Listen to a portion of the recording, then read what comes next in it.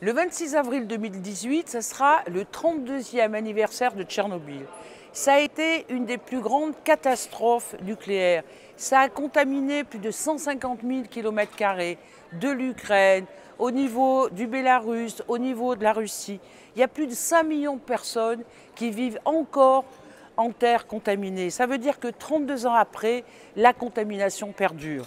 Alors ce qu'on a fait au niveau du Parlement européen, avec la Commission européenne, on a pu rénover un hôpital, l'hôpital d'Ivankov, qui est dans une zone contaminée.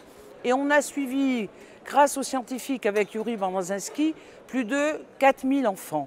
Et qu'est-ce qu'on constate 32 ans après? On constate que 80% des enfants ont des problèmes cardiaques, 45% ont des problèmes thyroïdiens. Il y a une augmentation de leucémie, de cancer. Et on a des enfants qui ne sont pas en bonne santé. Eh bien, ça, on va inaugurer cet hôpital le 9 et 10 juillet pour démontrer à la population que d'une part, il y a des parlementaires européens qui sont sensibles aux victimes, qui veulent connaître le fonctionnement et le pourquoi des maladies, et en même temps, on aura un peu le fonctionnement de cette contamination chronique par des aliments qui sont encore contaminés. Mais qu'en est-il du nucléaire?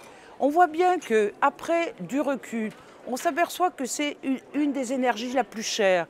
Parce que si on veut augmenter la sûreté nucléaire, il va falloir faire de grosses réparations au niveau des réacteurs, et notamment des 58 réacteurs français, suite aux conséquences de l'accident de Fukushima. En même temps, c'est une énergie dont on ne sait que faire et comment gérer les déchets radioactifs. C'est toute la problématique de l'enfouissement des déchets qu'on va laisser aux générations futures et qui peuvent occasionner des risques d'explosion, d'incendie qu'on a déjà observés dans le monde.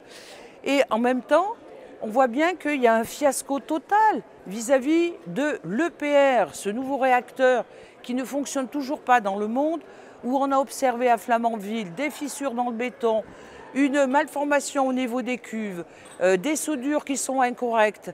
Et quand on voit la responsabilité que prennent les pouvoirs publics sur un risque d'accident, on voit ce qui s'est passé à Tchernobyl, on voit la situation à Fukushima et on ne veut pas d'accident nucléaire en France.